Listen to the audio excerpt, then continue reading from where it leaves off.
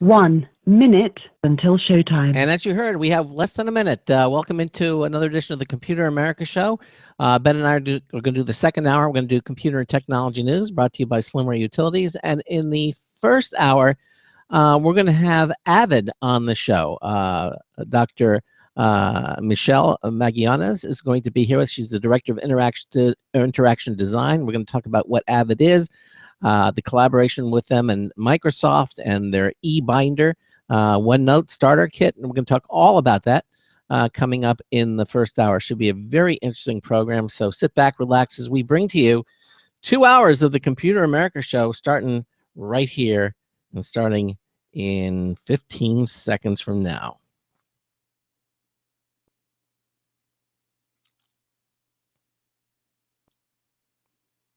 Your show will go live in 5 seconds. 4, 3, 2, 1.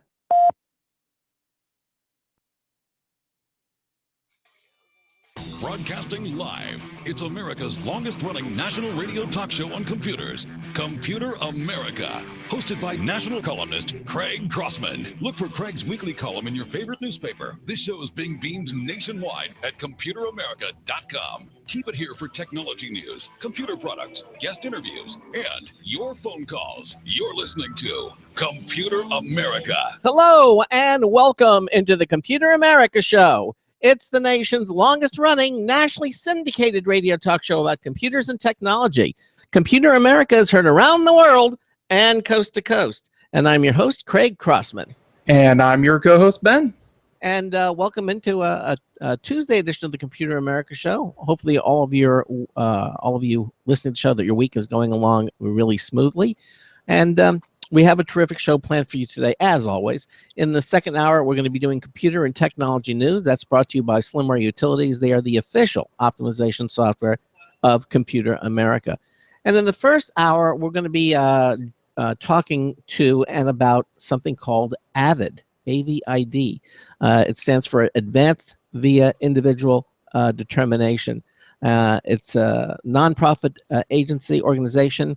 And basically, they're using technology. They're forming an alliance with a collaboration with Microsoft. We're going to be talking about their AVID eBinder OneNote starter kit and how that is being used. Let's face it, school's just around the corner. You know, summertime is almost over, and school starts up again. And we thought we would bring to you some technology news in the area of education. We're going to it's this whole. Like, I know back to school week happens, somewhere mid-August, but, this whole back to school movement, starts happening about now and, kind of going forward. So, yes, we're going to be good timing. Yeah, we're going to be joined by Dr. Michelle Magianes, who is the Director of Interaction Design with AVID. Now, if you have a comment or a question for her or for Ben or for myself, we'd love to hear from you. Give us a call. Pick up the phone, 347-884-8881. That's 347-884-8881. I'll get you on and get you through. If you don't want to go on the air, but you still have a question for us, we'd love to hear from you. Just head over to our website, ComputerAmerica.com. And in any page there, in the menu bar, you'll see it says Home. To the left, it says Live Stream. If you hover over Live Stream and go down one, it says Submit a Question. That's our question submission page. Just click that. You'll be able to type in anything you like, question, comment, suggestion, hit the submit button, and Ben and I will see what you've typed automatically, and we will act accordingly upon that. The other thing you can also do is watch the Computer America Show. We are a radio broadcast, yes, but also it's the 21st century, and we have live video streaming available. Hey, it's the century of Pokemon Go, and so here we are. Century, wow. So we're trying to provide as much interaction as we can for you on our radio broadcast. So we have our live video streaming page. Again, head over to ComputerAmerica.com. Any page there, you'll see it on the menu bar, Live Stream. Just click it. You'll be instantly teleported to our live video streaming page. You'll join the show already in progress, and you'll be able to see Ben. You won't be able to see our guest today because she's on the phone, but you'll see him. And Ben also has the technology to display, websites that we're talking about, videos that may be on the website, links, movies, that type of thing. So it just makes for a more interactive experience. So we invite you to join our live video stream if you're not already there. it's a great way to experience what, the phenomenon that we call Computer America. But the easiest thing, pick up the phone, 347-884-8881. So, Ben, before we bring on our first hour guest, anything else you would like to tell us about? You said a mouthful there, but of course, second hour computer technology news. One thing that we're kind of gonna delve into is we have a story about how Snapchat, wildly popular. I think a lot of people know how to use it. Snapchat filed patents for virtual reality or augmented reality advertising. Wow. So, not strictly Pokemon Go, because again, Pokemon Go, augmented reality, what have you. But one nice little thing that, a lot of our correspondents and a lot of people came on the show and said that, virtual reality, augmented reality were, kind of dead on arrival. There wasn't that much interest. But with one fell swoop with Pokemon Go, people are starting to see, we're starting to see more advertising, kind of integrate augmented reality. We're seeing Snapchat going to start doing it. Really, it just took, that one hot app that really showed, some of the possibilities of virtual / augmented reality, and then all of a sudden everyone is kind of interested in it. It's nice to see. It's interesting. I mean, it's permeating everywhere. I just went over to the local sub place. Your mom and I had lunch there, and then we heard one of the people working there. She was, cleaning up one of the tables. She was talking to one of her, workers there. She said, yeah, the Pokemon Go is anywhere. They were in here. They were looking for Pokemon, and in the restaurant. And he said, I heard they were telling me stories that some of the friends were in the local cemetery and they got chased out of the cemetery. I believe that. Yeah, it is. So it's happening. It's everywhere. I had one of my friends who's like, oh yeah, we found this honeypot. I was like, honeypot? And they're like, oh yeah.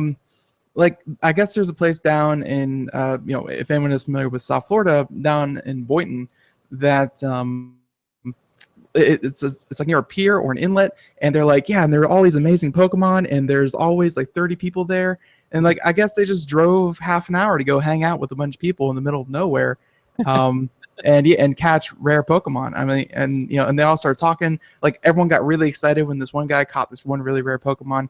The whole group just kind of cheered together. But no. What we're going to talk about in the second hour is not strictly Pokemon Go, but some of the effects of Pokemon Go. So stick around for the second hour. Lots of good news. It's going to be a lot of fun.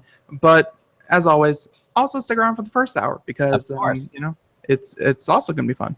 Of course. All right. Well, as I mentioned, our guest is from AVID, which is a global nonprofit organization dedicated to closing the achievement gap by preparing all students for college and other post-secondary opportunities. Simply, AVID trains educators to use proven practices in order to prepare students for success in high school, college, and a career, especially students traditionally underrepresented in higher education. Now, joining us to explain further is Dr. Michelle Magallanes. She is the Director of Interaction Design for AVID. Michelle, welcome into Computer America. How are you? Thank you. I'm doing well. Thanks for the invitation. I'm looking forward to the conversation. As are we, I'm sure. So why don't you, I did a quick introduction, but I think you could probably do it better. For our listeners who have never heard of AVID, and could you give us an overview of what AVID is and how it helps students? Definitely. Well, we've been around for about 35 years. We started with one teacher in one classroom, and today AVID impacts more than 1.3 million students. And so for us, as you pointed out, our main target audience are those students who are traditionally underrepresented in higher education. Our first-generation students, minorities, a lot of students from our lower socioeconomic backgrounds. And our goal is to train teachers to help them help these students build the academic habits and behavioral skills that they need to become really confident learners. And so the focus of our instructional methodology really tries to foster critical thinking and collaboration, along with some other crucial learning skills. Wow. So you heard my introduction. I mentioned that we're all in the 21st century now, and we have video streaming and everything that we do with our broadcast. So what are you doing at AVID already that you're doing for students? Moving into the 21st century. What are some of the things that you're doing? So for us, one of the key pieces is our goal is to help students in some of those key developmental areas: writing, inquiry, collaboration, organization, reading. So those remain very strong in our instructional methodology. But to remain relevant in the 21st century, our shift is really focused on that process of learning these skills. And for us, technology is a perfect vehicle for facilitating a critical thinking process. So it's not so much about learning how to use technology or even teaching with technology tools. It's really more about how do we empower our students to create and construct with technology in the 21st century. And that's our goal as we start using best practices and helping teachers become very comfortable with using these technology tools in the classroom to create really more of a student-centered focus where their energy and interest is driving their learning. Okay. Well, and real quick, you know, I'm already seeing kind of not really a conflict, but you mentioned that you were, you know, going for maybe areas that are underserved, you know, lower socioeconomic areas and first generation students and stuff like that. You know, you can't exactly go out there and say, okay, go pick up an iPad, an iPad Pro, an iPad Mini, a smartphone, a laptop, and a VR headset, and let AVID teach you how to, you know, teach you how to read, write, and do math. What kind of limitations are you finding, or, you know, what kind of tools are you most interested in to help students learn? Because, you know, like I said, you can't ask them to go out and get, you know, $3,000-$4,000 worth of technology to teach them, you know, reading and writing skills. Are you telling them to go out and get Chromebooks? Are you using your own tablets? I mean, what tools are you kind of really utilizing over at AVID? And you've touched upon one of the key issues that we're facing in public education today, and that is there is no one single silver bullet tool. Districts, sites, they invest in tools that they hope are going to be the most meaningful for their students and for their faculty. So at AVID, we're not recommending, here, go use a Chromebook or go use an iPad. It's more about meeting our partners where they're at. So we have one-to-one districts who are iPad focused, others that are using Chromebooks. So we want to be able to say, we're going to help you use that technology in a meaningful way in the classroom because that's something that you've already invested in. So we're going to teach you what integration into your instructional methodology with the use of these tools will help build those critical thinking skills. So we're not going in and saying, buy this. We're helping people learn how to use the tool that they've already bought in a meaningful way for their students. Okay, now I want to get into more details as well, but where is AVID? I mean, how many schools is AVID involved with? Well, we're in more than 5,000 schools across the nation and around the world.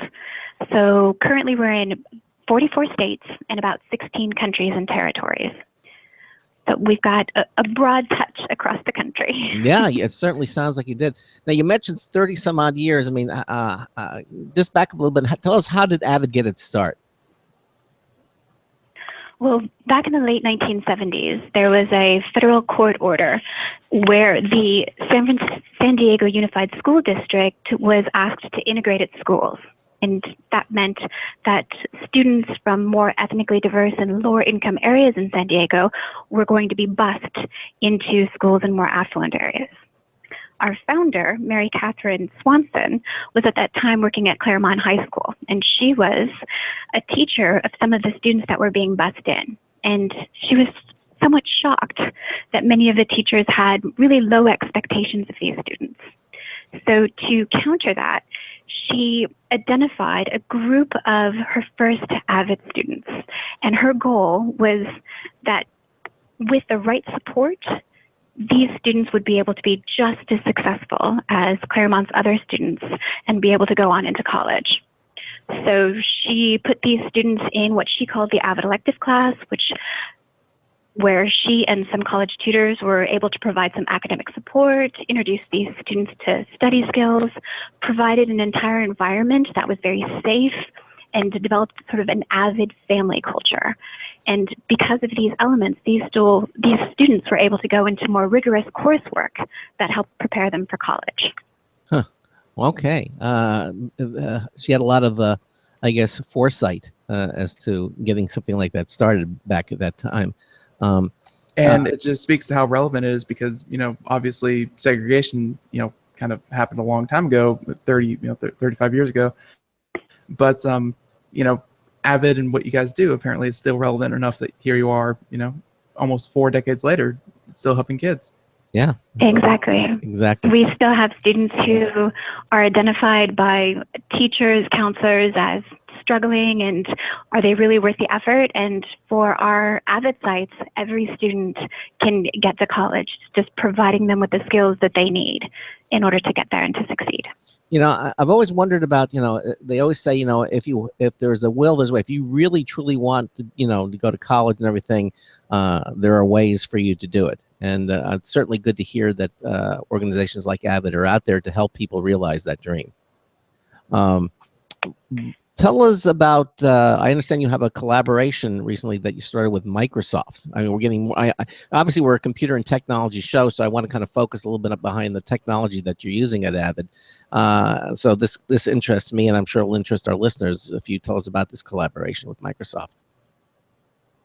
Well, certainly. We've been in conversation with Microsoft for the last year regarding this collaboration. And for us, a collaboration between AVID and Microsoft makes perfect sense because AVID is, as we talked about, focused on increasing student achievement. And their OneNote app is available to schools throughout the country. So with Microsoft, we created what we're calling the AVID eBinder OneNote Starter Kit. And its intent is to help our schools make it easier to implement a technology initiative at their site using this collaborative tool, and it allows them access to AVID's instructional best practices and strategies. Well, now there were so many ways you could go with this, and what made you decide? What made AVID to start with this binder online? Binders historically for us have been very important to our instructional methodology. So as I mentioned, organizational skills are key for our students' success in the long term when we're talking about college and career. And so in a physical classroom, our binder is that place where our students organize all of the materials that they receive from their teachers, they put their homework, they have their schedule, their calendar. So it's the place where they're able to keep their school life readily organized. And so as we were seeing our sites move into a more one-on-one environment and this interest in providing digital technology in a meaningful way to students in our classroom, the eBinder became that perfect fit because it was a tool that helped students organize all of their material in a meaningful way. And our work with Microsoft allowed us a space to not only introduce the OneNote application to students in a meaningful way, but it allowed us to create an instructional best practice, something that we were already doing in a more agnostic way within this framework. It sounds almost like the binder is almost like a virtual locker, where you keep all your things, you keep all your stuff, in your locker in school, and you got the little combination lock. But since it can be, everything is online, it sounds to me like the binder can sort of act like a virtual locker. Is that a fair analogy? Exactly. So all of the materials they get from their teachers in the classroom are organized in a way that they can easily find and reference it. It's a space where the student can collaborate with the teacher can share back information to that student, and the technology is becoming so much more robust that students are going to be able to collaborate with each other in this space as well, which fits perfectly with our instructional methodology, which is very much focused on that peer-to-peer relationship and how students learn from each other by inquiry, asking deep questions about the work that they're doing. Now, I don't want to get overly technical here because, but I just want to understand what kind of devices can students use to access this binder online? Do they need a Mac? Do they need Windows? Can they use a tablet? I mean, what's like? I guess the Chromebook. What are the minimum requirements? Internet Explorer 6, I believe, is the only browser. Kidding. Too true. And that's one of the great things about OneNote is that Microsoft has made that available to everyone for download. So it's something that they can access on a PC, on a Mac, which makes it very useful for students in different environments. Okay. Now, uh, I guess there's some sort of protocol. Obviously, you want students and you want teachers using this AVID eBinder OneNote starter kit. Now, is this open to all students, or is it just AVID students? Great question. And it's the AVID eBinder starter kit is really focused on our teacher audience. This is where we have outlined an implementation strategy for a rollout of eBinders in a school-wide environment. So all of the information that we've included within the starter kit is geared toward that administrator, the technical specialist and the content area teachers, to provide them with guiding questions to really think through in a thoughtful way. How do they plan for eBinders? What does a prototype of an eBinder look like? How do they roll that out in a meaningful school-wide way, while also providing training for both their teachers and their students? So this particular product is very much focused on the educator administrator side. Now, do they use it traditionally like most administrators or educators? Do they have like the syllabus on there? You know, what's going to be discussed in the particular class? I mean, how? Well, I know that personally, whenever I use applications like this, admittedly it was, oh goodness, 7-8 years ago, which they were more harm than good back then. To do online, homework submission, they started to try to do that online. They had where you could kind of submit coursework online or receive your coursework online. But is this like a form/email kind of thing, or is this a little more useful like a traditional or like a Microsoft kind of OneNote account where you can upload things? Like what would you compare the actual space to? So the OneNote space is more of the latter. So when you're using the OneNote app, it's very much about collaboration, a place to put your notes, a place for teachers to come in and add comments on the homework that you've submitted. It's that type of piece. The starter kit is more of a collaborative space for the administration and the teachers to plan for what a rollout for an eBinder strategy school-wide would look like. So, what would be your best advice, I guess, for teachers who, want to give this a shot? They want to implement the eBinder. Where do they go? How would they start doing all of this? This is a perfect place to start. While the starter kit is leveraging the OneNote application, which really helps those sites that are using Office 365 as their tools and services that they're making available to students.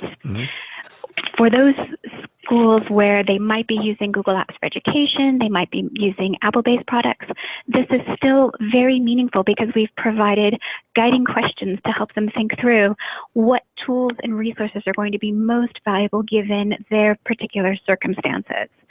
So for a teacher who is super excited about being able to provide a digital binder for their students, a great place to start is to walk through some of these questions. Think through, what is the culture on their campus? Are there other tech-savvy teachers with which they can band together and go to the administration and say, hey, this is something that we want to roll out across our department and want to be able to find a way to integrate across our entire campus. That sense of community, of a group of teachers together who are willing to invest their time and energy to come up with a strategy that's going to work school-wide is a wonderful starting point. Now, do teachers have to be, you mentioned the technologically savvy. I mean, let's say the particular instructor is not technologically savvy. I mean, will it not appeal to them? Or does, it's some technology stuff, that mumbo jumbo that I don't really understand, and I'm not going to do it. I mean, how do you deal with that? I mean, because although I realize technology is everywhere today, and unless you're living under a rock, you really need to embrace technology.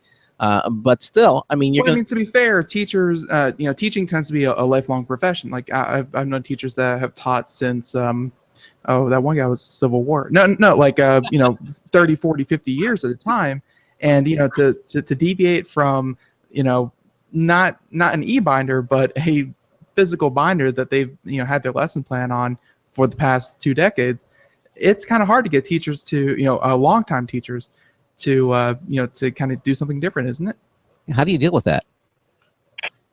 Exactly. Well, there are a couple of points there that I think are really important that you brought up, and that is for our teachers who've been in the classroom for a long time, interestingly enough, they're the ones who are the most interested in trying to leverage technology in a meaningful way, because they see that their students are so engaged in what they're doing when they're able to use technology in the classroom.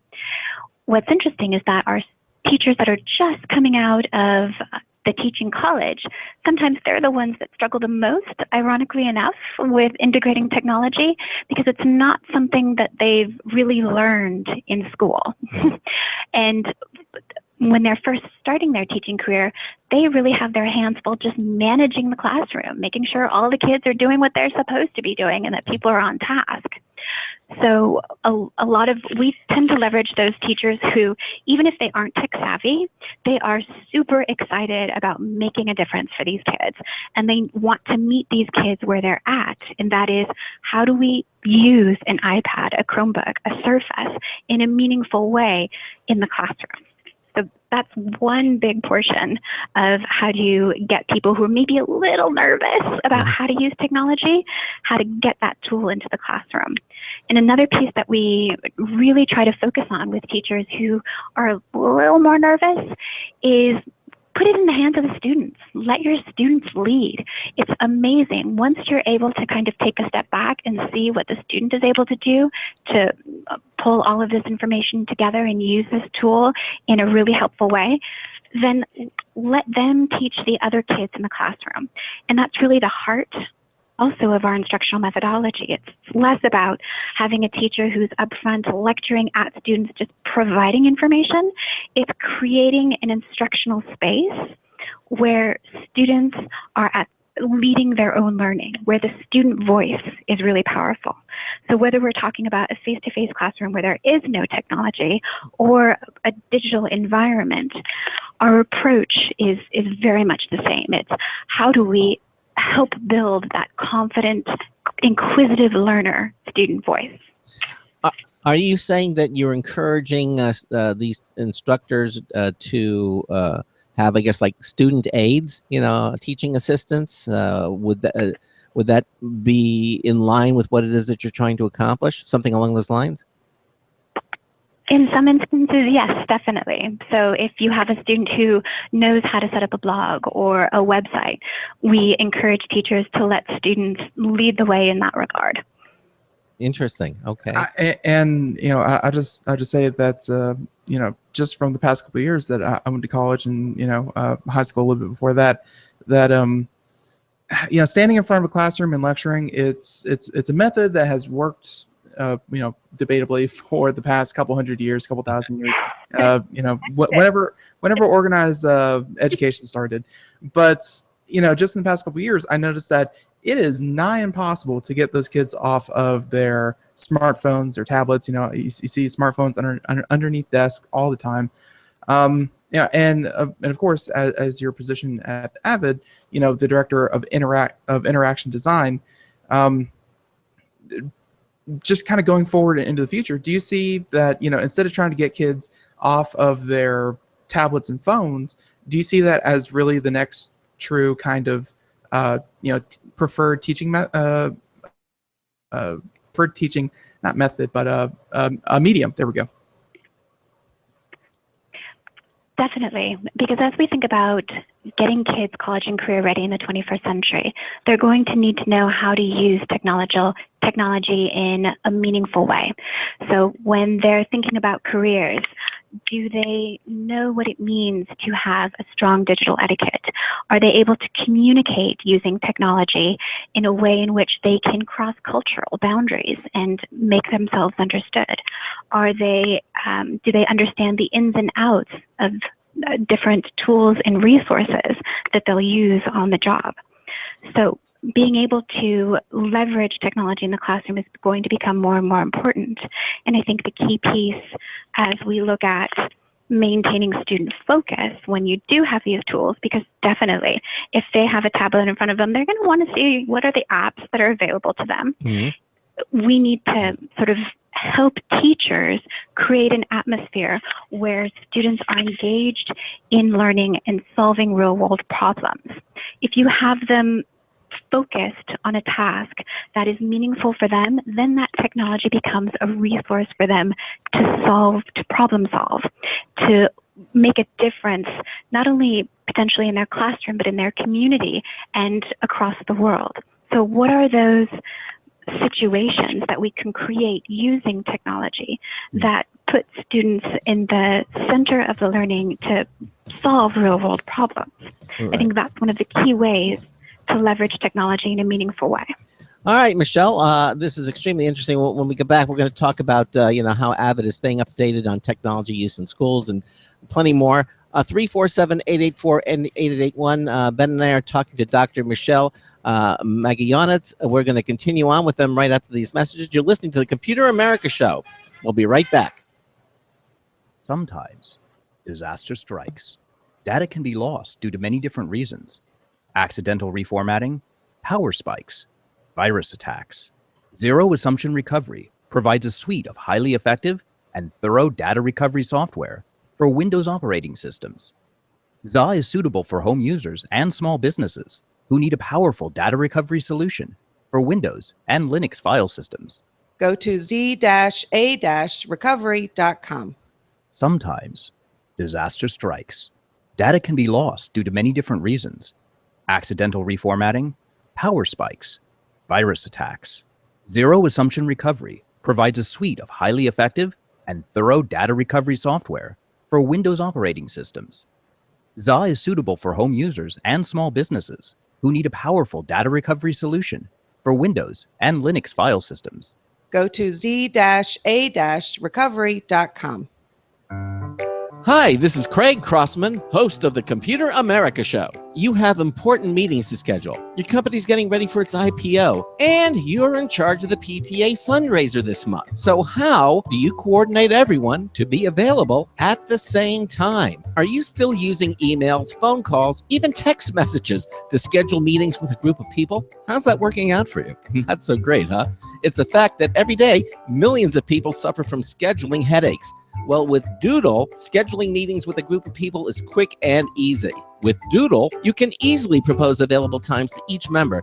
Each one checks off the times that they are available, and then you simply pick the time that works best for the group, all in an easy-to-read display that integrates with your existing calendar. Nothing could be more simple. Give Doodle a try for free, and like millions of Doodle users, you'll truly see how easy it is to find the perfect date and time for all your meetings. That's www.doodle.com.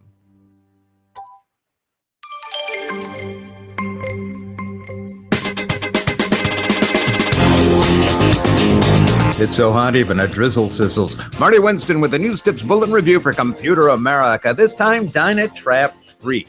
Growing up, long nights were punctuated by the zaps of insects flying into the high-voltage grid of bug whackers. This week, we got in the half-acre rated Dynatrap 3 for review with a quieter but no less lethal end to those pesky pests. There's a hood over the top, complete with a handy hook for hanging, and a chain comes with it. Next down is a slotted housing that uses an ultraviolet light with a CO2 generator to lure its prey. Beneath that, a small quiet fan draws its captives into custody. At the bottom is the screen chamber from which they can't escape. Mwahaha! It comes with both a cleaning brush and a magnetic screwdriver so you can remove the bottom screen cage for cleaning without losing the screw. Bottom line, if flying bugs bug you, Dynatrap 3 gives them an invitation to death row they can't resist. Marty Winston, News Tips Bulletin for Computer America. I don't know what that mwahaha was, but yes, welcome back to the Computer America Show. That was Marty Winston with the News Tip Bulletin Review. You'll be hearing that one all week long, as well as a different one in the second hour. But but in this whole first hour, dedicated to AVID, and we have Dr. Michelle Magayanez here with us, and just trying to get into the technology side of AVID, because obviously they are using technology to really reach as many students as possible. And again, kind of going back earlier into the interview, you mentioned that AVID is in 5,000 different schools across the country, and I think you said parts of Canada. But yeah, that is a lot of different schools in a lot of different school districts. I assume they all may be in South Florida, but that's schools all over the country. And I did go to school in South Florida, and I actually had a family friend that was part of the school board, kind of overarching Florida, and the amount of different standards, from district to district that they try to implement, because each district kind of competes with one another to see if what they're doing is the best for their students. They compare test scores, see who's doing well, see who isn't. But there are a lot of standards that between testing, between scores, between even the amount of hours and what hours students are meant to be in school. How does AVID kind of stay updated, not just with technology, but with all the different things that school districts around the country are trying to do? And we're involved across many levels. So in part, it's through our professional learning. We have direct access to those teachers who are in front of our students. So we know what they're struggling with every day. Those teachers who are coming from states where the Common Core is the standard, we help them make connections between the instructional methodologies that we teach and how it relates directly to the Common Core. We also work closely with those teachers who aren't using the Common Core, maybe a state-regulated standard, and help them make those connections so that they feel very confident in their lesson planning and that it's going to meet the needs of their students. At another level, we also have strong relationships with superintendents. So being able to understand at that very high level, what are some of the key needs that they see across to their districts, and what can AVID do to potentially fill those gaps? Yeah, no, it's really good that you guys are getting all those different levels, because you can't just be a tool for the teachers and then someone from way up high says, oh, that's not what we're really focusing on, don't bother using AVID because AVID doesn't provide the proper tools. It's nice that you guys are definitely hitting all the different levels. Exactly. Yeah, exactly. And I think the point you make is so important, because as we take a look at the public educational system, AVID is able to make an impact not only on a school level, but a district level. And that is something that has become a key area of focus. So looking at what would be a district-wide impact to implement the AVID system. And so we try to make sure that we are looking at the leadership across a district and really help them get organized from elementary through high school, so that we're meeting the variety of needs of those students, and that we're keeping them on a track that's going to get them from kindergarten to college. All right. Now, Michelle, a little earlier you discussed about your collaboration with Microsoft, and can you expand a little bit more on that? It's how does your work with Microsoft fit your strategy to help public schools integrate technology in a meaningful way in the classrooms? Yes, and for us, Microsoft provided us a great opportunity, because we had previously been working on our digital binder, and our initial work was around the research of our partners. And we came to the very quick realization that, as Ben pointed out at the top of the hour, there are so many different tools and resources in the classroom that we couldn't focus on just one, that we needed to be able to provide best practices that met the need of the variety of tools and resources that were out there. So a lot of our schools are using Microsoft, and putting our best practices within the OneNote notebook format is going to help ease their implementation and execution of this school-wide strategy.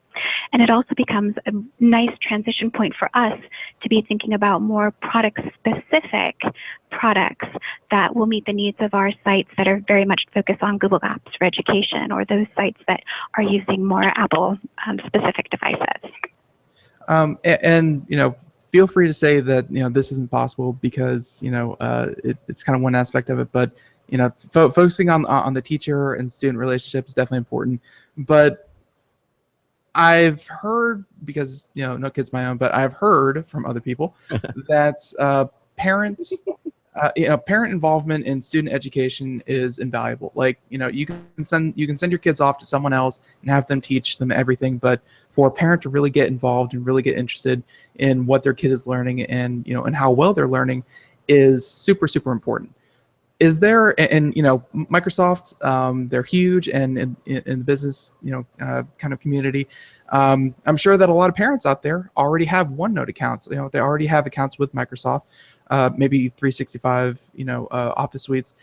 Is there any integration that parents could take with AVID, and kind of not kind of lord over their kids' work schedule, but kind of integrate and see, oh, my kid has a test coming up in the next week? Yes, and so part of our strategy is to really build that relationship with parents. And because a lot of our students are first-generation minority students from those lower socioeconomic backgrounds, we need to be able to meet those parents where they're at. And so a lot of them don't speak English. So being able to provide resources for them that are meaningful for their situation. When it comes to OneNote specific piece, parents would be able to access the starter kit that we have available so that they can see what the sort of strategy would be at their school site. That then becomes valuable to them as a voice to help encourage technology integration at their school. And that's one of the key things that we see from our family members. If they become strong voices on that campus, they really help move things along and get decisions made quickly at those different sites. Yeah, I hadn't even considered the language barrier or difference. Sometimes the kids they're raised here and they speak English fluently or fine, but the parents sometimes they've come over here to the U.S. Or there's a continued language barrier, and AVID provides ways that they can continue to help. Does it come in different languages so they can understand? I mean, how do you deal with that? It's a huge piece because for us, what we find is the students that we've described, those that are underrepresented in higher education, because their parents are likely new to the United States, they've never been to college. So the AVID program provides students with that introduction to what college could look like. We put college tutors in the AVID elective classroom so that they can see someone who looks like themselves, talks like themselves, and has been able to make that transition over into higher education. So our approach to be able to help provide guidance for these families that may not have that language barrier is multi-pronged. It's what is that experience that we're providing for those students in the classroom to help them realize that college is actually doable for them when that's not something that they see in their family, but what are also the tools and resources that we're able to provide that they can share with their family members so that they are aware of what that path to college looks like so that they can continue to have that really important family support as they move through high school and transition into that college experience. Now, is this part of what you mean? You mentioned something called digital citizenship. Is this what you're talking about? Is that your definition of digital citizenship? I mean, could you define that for our listeners, and then let's talk a little bit about how you're planning to integrate this digital citizenship into what it already does? Sure. Well, for us, digital citizenship is more about how a student interacts in an online and digital environment. So are they up there posting inappropriate comments in Facebook or pictures that they're really going to regret? No, they wouldn't do it. No, that doesn't go on. That doesn't happen. So digital citizenship really has two sides. And one side that tends to be the focus of many people in the public school system is the more negative side. It's teaching students that cyberbullying isn't a good thing, that they need to be super aware of the way in which they're presenting themselves in social media. But another aspect that is very important to us beyond sort of the privacy and safety, which are the key issues that we help teachers, help students understand, is digital citizenship as a way in which to help our students become creators and innovators. So how do they interact in an online and digital environment to discover new ideas, create products, so that they're able to expand their learning, not just in the classroom, but beyond, through the use of these tools and resources. Huh. Wow. Oh, and one thing we should make clear, because I don't think we've mentioned this yet. What age is AVID for? Because you said this is to help students get into college and kind of get further education. Does it start at the high school level, elementary? What what age is a student kind of suitable for AVID? No, we are elementary through higher ed. So we have AVID programs that start in kindergarten and programs that across the district will go all the way through high school. And we have a higher education program so that there are 40 different college campuses across the United States that have AVID for higher education programs. So it's a broad spectrum of students that we touch. Wow. Yeah, it definitely sounds like it. And just again, just kind of curiosity taking me. AVID, is everything kind of deleted the year after after the school year, or can students kind of go from the same AVID account from kindergarten all the way through 12th grade? Yeah, I know that's 12 years, but is it one AVID account and then well you said through college? I'm sorry, so that's 16 years that they could potentially go through AVID. Do you have to create a new AVID account every year, or is it just one account and you just kind of set everything up the following year? That's a great question. And so a point of clarification is our online materials currently are focused on being made available to teachers who will use those materials in the classroom. So we don't provide individual accounts for students. Our accounts are for educators and administrators, and they're able to access our system to have access to all of our materials. Okay. All right. Thank you. Now, we're getting close to the end of the interview, Michelle, but I'd like to find out, what else is in the works for AVID and educational technology? Well, for us, it's really being able to take what are some of our key instructional methodologies that we know are tried and true in a face-to-face environment, and think about them through the lens of a digital application. So we have a face-to-face strategy that's our tutorials. And in contrast to a lot of the tutoring hours that you see at schools, they're very student-focused, and it helps.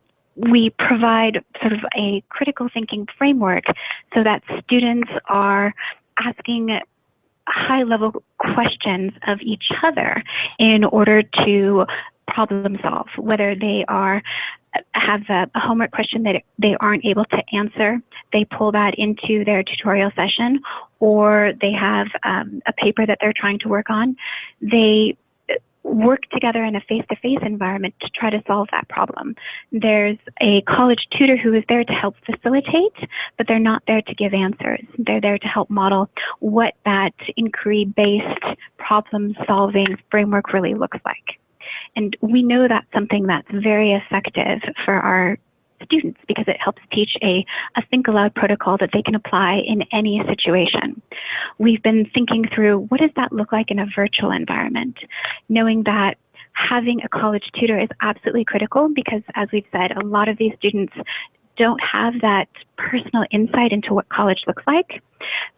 So we've created what we've called e-tutorials, where the tutor is virtual and all of the students are in the classroom.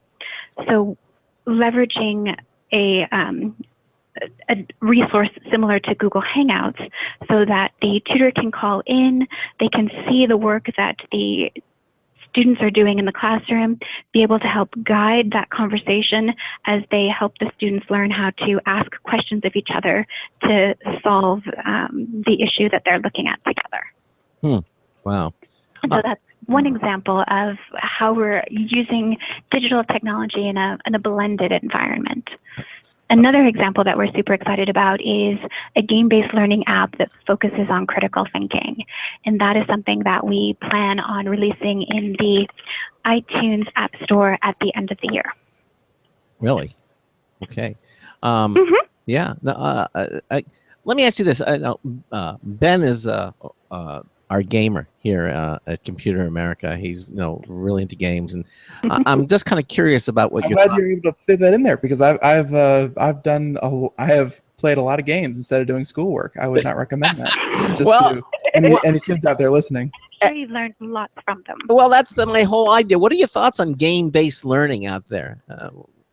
How do you approach that, or do you even?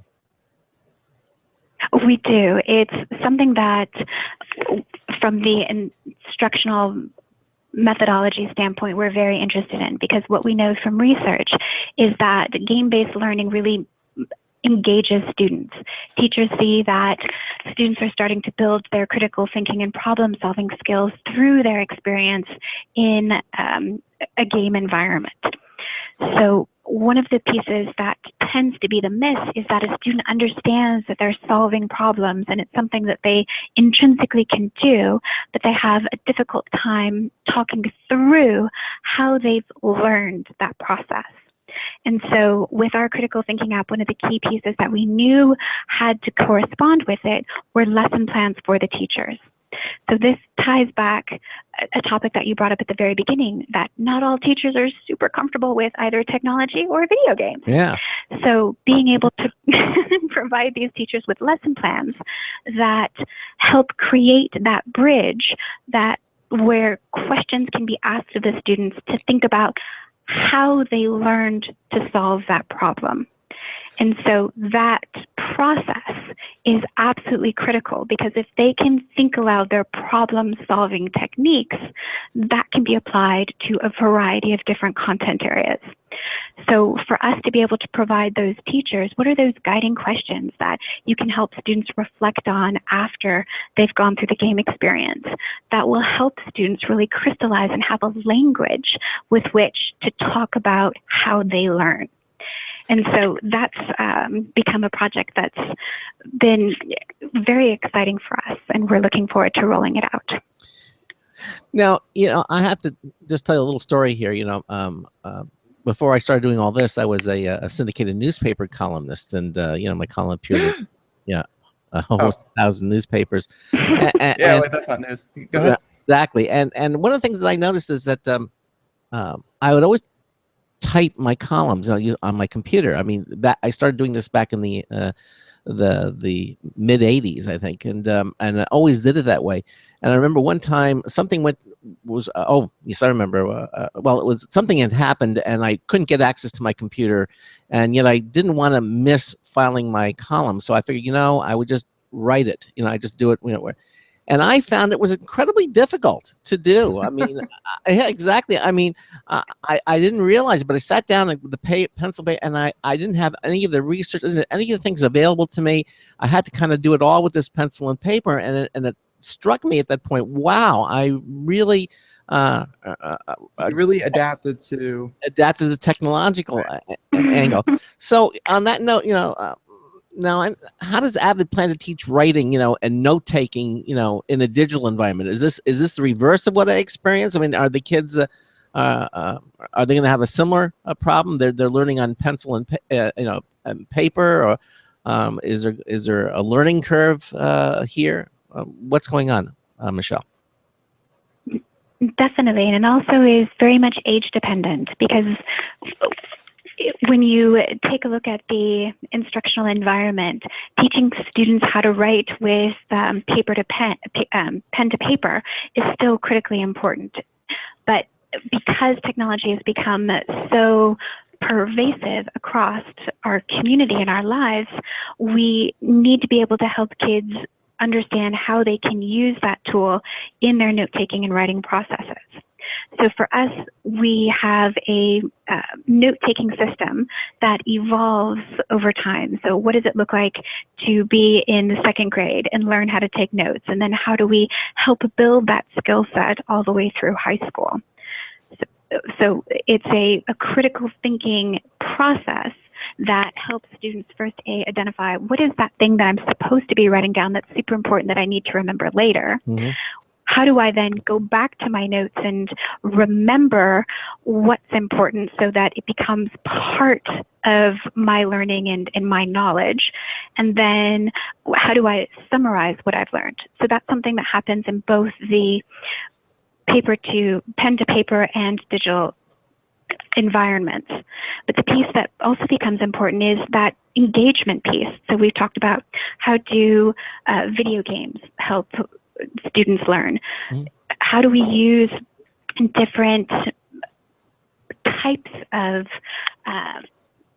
online apps Mm-hmm. to help students learn to write? Yeah. Because a lot of times they're much more engaged if they are posed a real world problem that they can go out and solve, whether it's by creating a blog or creating an online newscast, so that they are formulating what their hypothesis is and putting together all of their resources in a way in which is meaningful for them, and getting feedback not only from the students that are in their class, but potentially from communities well beyond theirs. So it's at once being able to teach a critical thinking framework on how to take notes and what the writing process looks like, and then being able to use technology in a meaningful way so that we provide context that's really relevant to our students to practice these skills. But as you know, things are changing so rapidly. I mean, I remember back then there was something called from Naturally Speaking from Dragon, and you could actually speak and it would transcribe, but you needed a whole computer. Today, you can use your smartphone and speak into it, and it transcribes what you're speaking. And There's notes. I mean, you can take notes just by speaking them, and have it transcribe what you're saying and you can use that in the digital environment. I mean, it's becoming so pervasive. Ben still, I don't know how effective something like that's going to be for, let's say, a spelling test. I mean, that's not going to be too good. Any thoughts on that, Michelle? And that's the point. I think technology is changing so rapidly.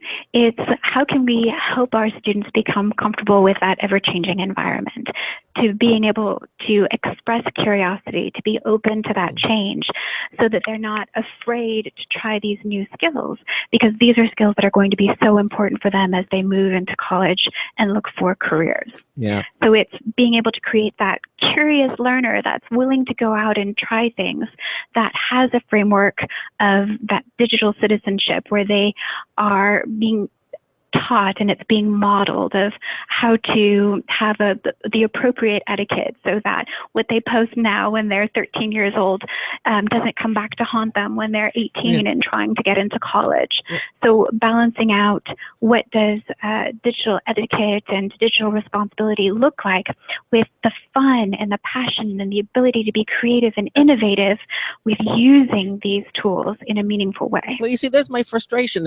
I'm so much older than Ben, and yet I'll just be talking to my messaging app, and it's transcribing, and I watch Ben, and he's using his thumbs, and he's like, Ben, just you say using your thumbs like I'm some kind of caveman. It's because I have spry, moist joints that aren't arthritic, and I'm sorry, I went personal there. I shouldn't have. I'm sorry. Well, listen, this has been a lot of fun. If people want to learn more about AVID, our listeners, where should they go? And who can they contact, Michelle? They can go to our website, which is avid.org, or email info@avid.org, and we will get right back to them. Absolutely. With more information. Yeah, or you can go to computeramerica.com. Right there on our homepage. We have it right there up in our homepage, the AVID link, and we have it, the graphic, everything is there. So you can just go to computeramerica.com. If you're driving, whatever, you can't remember it, it's all there for you. That'll stay up all week, and then it goes into our archive. So it'll always be available to you. But again, as you mentioned, the website is avid.org. If you want to go there. Again, Michelle Magallanes, thank you so much for being with us here and telling our listeners about AVID, and we wish you continued success with your program. Thank you so much. It's been a lovely conversation. Hope you guys have a great afternoon. And you as well. Thank you so much for being with us here on Computer. Thank You have a great day, Michelle. You too. All Thank right. you. All right. Bye-bye. All right. There she goes, Dr. Michelle Magallanes. And so, again, AVID is the name of the company, and you can check it out again at computeramerica.com if you want more details. And if you were watching a live video stream, Ben was demonstrating the website, which just went away, but just fine. Hey, we've got another hour of the Computer America show coming at you here. We got some really, really interesting stories. One of them I'm going to talk about, again, I'm going to tell you about a brand new hard drive, not for enterprise, but for you and your home PC. 10 terabyte. 10 terabytes. Wow. Yeah, 10 terabytes in one hard drive, because we've seen, NAS, network attached storage, but they're usually like, 2 or 3 hard drives sandwiched into one box. This is one hard drive. This is pretty cool. Yeah, very, very cool. And also some other stories that we've got coming up. Deezer is in the news again. Hey, listen, we'll get to it when we come back. We're just going to pause just for a quick moment. We'll continue on. You're listening to the Computer America Show. Broadcasting live. It's the only national radio talk show on computers to air every weeknight. Computer America. Hosted by national columnist Craig Crossman. The first hour's behind us, but there's still more of tech news, tech talk, and your phone calls. We're being beamed nationwide at computeramerica.com. You got computer problems? Bring them on. You're listening to Computer America. Computers run the world, and we run computers. Call us or send us an email to live@computeramerica.com. Hello and welcome into hour 2 of the nation's longest running nationally syndicated radio talk show on computers. This is the Computer America Show, and I'm your host, Craig Crossman. And I'm your co-host, Ben. And if you just are joining us, we had our first hour with Dr. Michelle Magallanes, who is the Director of Interactive Action Design for AVID. And if you missed any portion of that, you can certainly listen to it again. We archive all of our shows at computeramerica.com. And you can just go to any page at computeramerica.com. Right there on the menu bar, you'll see it says archives. And you can just click that. You can download them on Apple's iTunes, Stitcher, the Blog Talk Radio Network, all carry archives. In addition, you can listen to the show live on the IRN Radio Network, the TuneIn Radio Network. All the different places that you can hear Computer America are, again, at computeramerica.com, which is truly the internet home of our radio broadcast. So we begin hour 2 of the show. Again, 347-884-8881. We'll keep the lines open just in case someone has a question for us or a comment, suggestion. We always keep the phone lines open. But we're going to do some computer news. Any other, before we get into news, any other things that you want to mention? Any more Pokemon Go stories or anything happening? No. Like I said, if you're anywhere near Boynton, I hear there's a nice place out there. Just look for masses of people staring at their phones, kind of wandering around aimlessly. That is where the Pokemon are. I hear there was a glitch that caused a Pokemon Go haven in Seoul, South Korea. Oh. Glitch. And it made Pokemon pop up everywhere. Oh, so, it was, and there, I guess tourists were actually flocking there to take advantage of it. So, but no. Pokemon Go, it's going to continue to be a thing. I think it officially reached #1 in all app stores. And it is now the #1 used most app in the world. So, it was weird. Like, I was excited for it. I couldn't wait for it to get here. And when it finally got here, I was like, wow, everyone else was really, like, they may not have been super excited, but as soon as they heard what it was, everyone else really jumped on that. Like, it exploded in popularity. I was just excited for it. I didn't think it was going to become this big. I thought it was just going to be a cool game. Yeah. But it's huge. Well, because it's breaking some social barriers. I mean, it's in a way, it's bringing people together that would normally have never been together. And with a common. Yeah, but like, It's based off of the other game by Niantic. Currently drawing a blank on. Oh yes, you mentioned that. Yeah. But it was like a capture the flag kind of game. Like the game is essentially the same, except without capturing Pokemon. You know, instead it's like capture a flag, but throw a Pokemon in there, and all of a sudden it's a phenomenon. Like because you're bringing in Pokemon has a history, of people playing from years ago. Right. It's not just that the app is doing something different because obviously it was based off of another app, right. But it's doing something different that the first app was doing. But it's also bringing in that huge nostalgia factor of Pokemon. And if you were around in the '90s, Craig, you should know this better than I did. Mm-hmm. Do you remember the Pokemon craze that hit in the '90s and how popular Pokemon were? Yes, I remember a lot of the crazes, and I do remember Pokemon. Yeah, I kind of my head about it, but yes, I certainly remember it. Mm-hmm. Yeah, in the '90s it was huge, and we're just seeing a resurgence of it. Just brought to you on a new medium, and it's nice because it does get people out of the house, off the couch. It is it does. Exercise is definitely a part of it if you choose to be exercising. So. It's having a lot of positive impact. Obviously, there's still a lot of server issues, but yeah, Pokemon Go. Even though if we're not going to talk much about, I don't think we have two. Like seriously, I went on one of my news sites that I go to gather the day's stories, and they had 6 in a row Pokemon Go stories. 6, just here's one weird glitch for Pokemon Go, and here's where Pokemon Go, and here's what you should do if you want to beat Pokemon Go. It's like just 6 clickbaity titles, right. But they were all about Pokemon Go. I'm like, let's skip all those. We have some other cool stuff to talk about.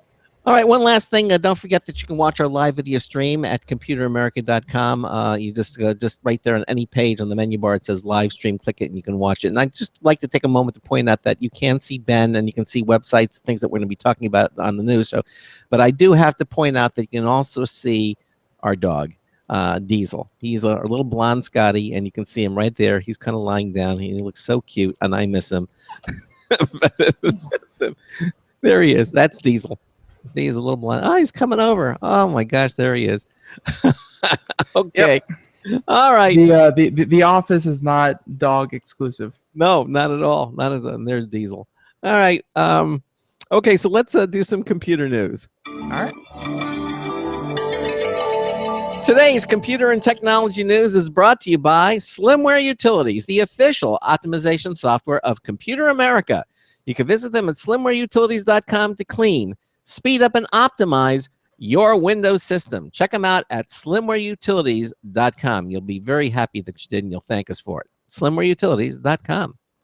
All right. So let us start with, there are a lot of good stories here. Mm-hmm. Let us do, Craig teased a story about how, and just to spoil it for everyone, Seagate released a new hard drive that holds 10 terabytes. Before we do that one, let's do something that blows it out of the water even more. Okay. This is from and as soon as I get this working right, this is a story from Engadget. Right. They do a lot of good stuff over there in Engadget, but this is a story from over at Engadget, Mr. John Fingus, and it's an atom scale storage that holds 62 terabytes per square inch. Wow. Yeah. So that's about 500 times more dense than the best hard drive. Way better than any 10 terabyte. But of course, atomic, it's not going to be consumer ready. But still cool nonetheless. As Mr. John Finkus starts out saying the storage tech does get much better than this, where scientists at the University of Delft have developed a technique that uses chlorine atom position as data bits, letting the team fit 1 kilobyte of information into an area of just 100 nanometers. And of course that may not sound like much, but that's about 62.5 terabytes per square inch. That's amazing. Very dense. So the scientists coded their data by using a scanning tunneling microscope.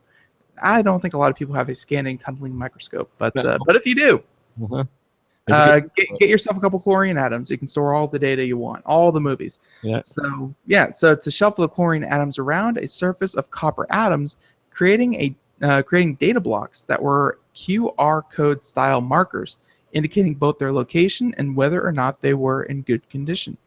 So, not surprisingly, the technology is not ready for prime time. At the moment, the storage only works when it's extremely cold at about negative 321 degrees Fahrenheit. So, if your computer gets to room temperature, way too hot. Yeah, So, exactly. You have to crank up the AC for this one. oh yeah. And so, however, the approach can easily scale to large data sizes, even if the copper is flawed. So researchers suspect that it's just a matter of time before their storage works in normal conditions. If and when it does, you could see a gigantic capacity even in the smallest devices you own. Your phone could hold dozens of terabytes in a single chip. Because if they can actually get this to work in in standard environments, or even in standard devices, 500 times denser than a hard drive. I don't know how much more dense a solid state drive would be, but solid state drive capacity is pretty low comparatively. But 500 times more data in a similar size device.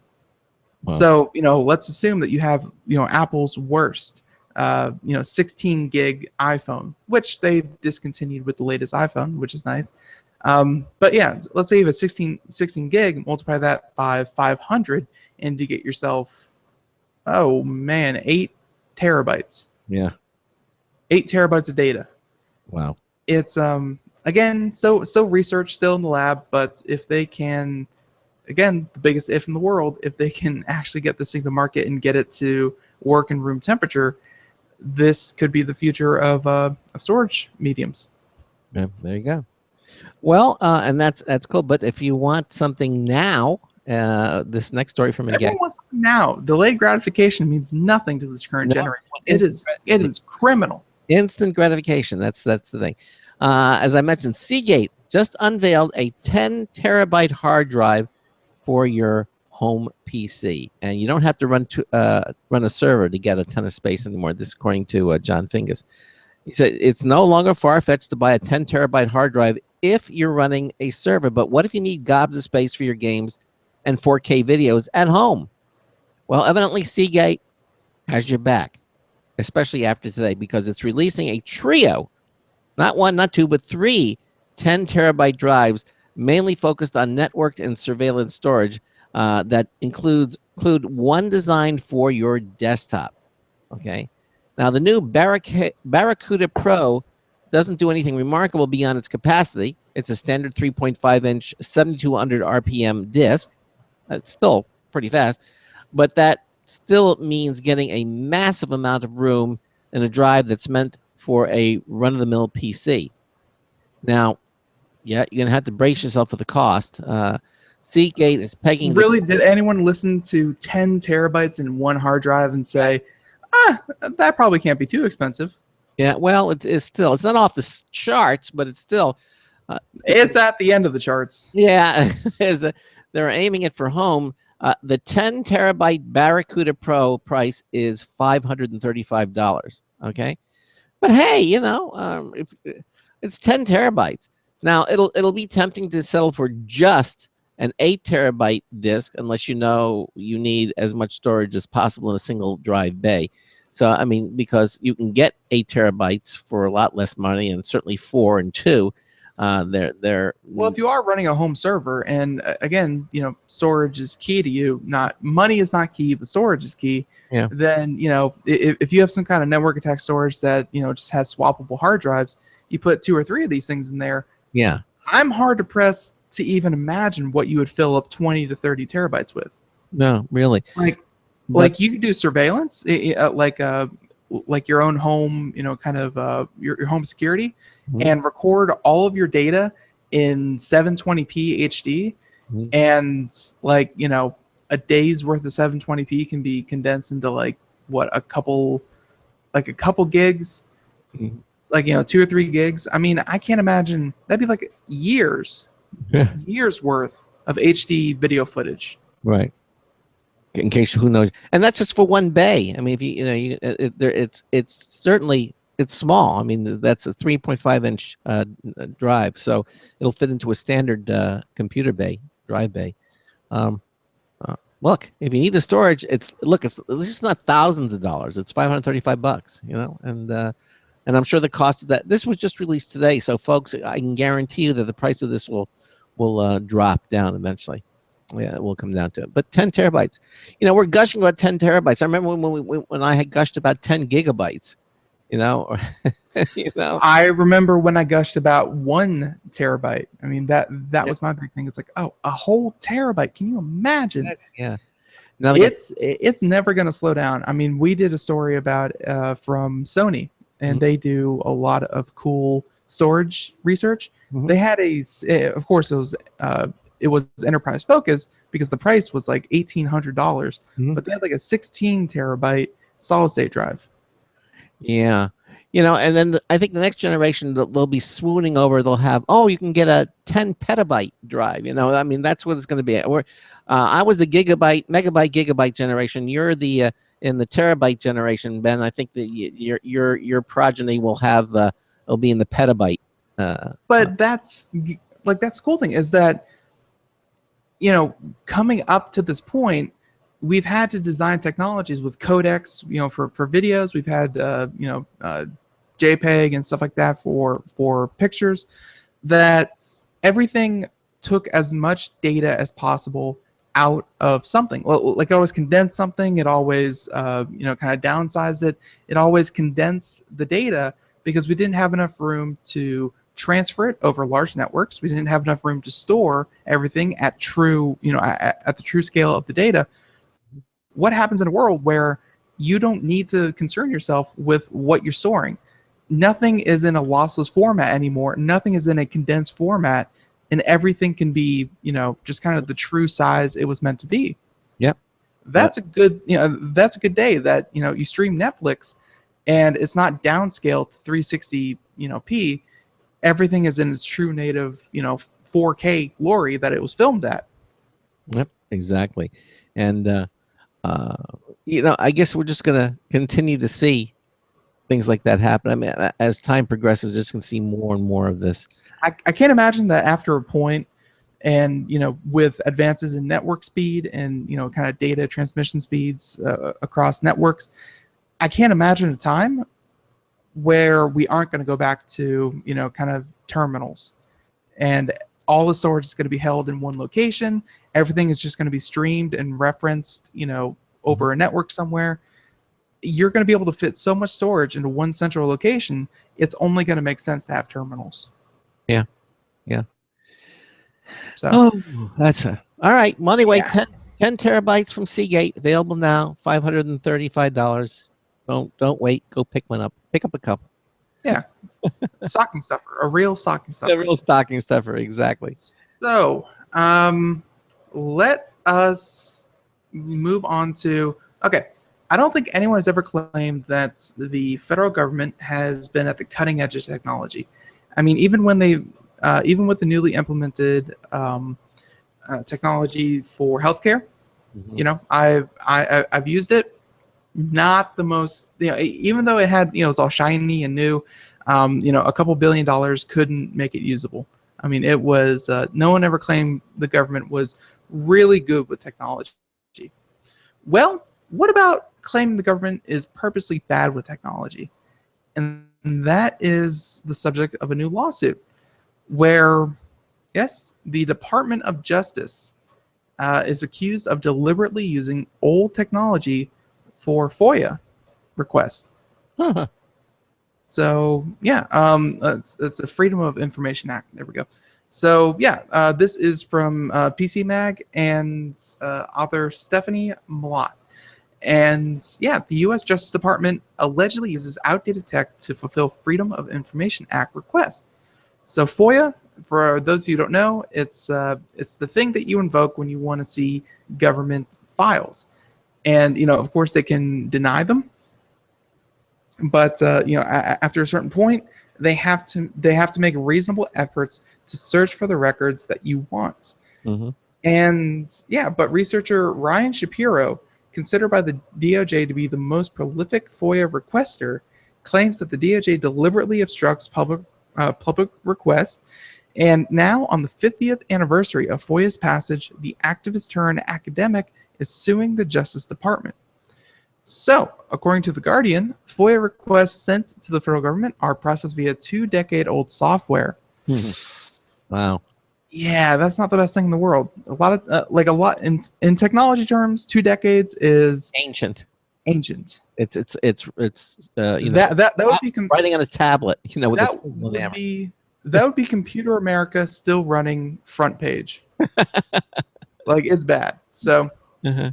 yeah, so the Automated Case Support System, or the ACS, celebrated its 21st birthday this year. You can buy it a beer. So, what's worse, the FBI allegedly refuses to search the full text as a matter of policy. Shapiro told the UK newspaper, adding that the Bureau simply overlooks more sophisticated search tools like the $425 million Sentinel software launched in 2012.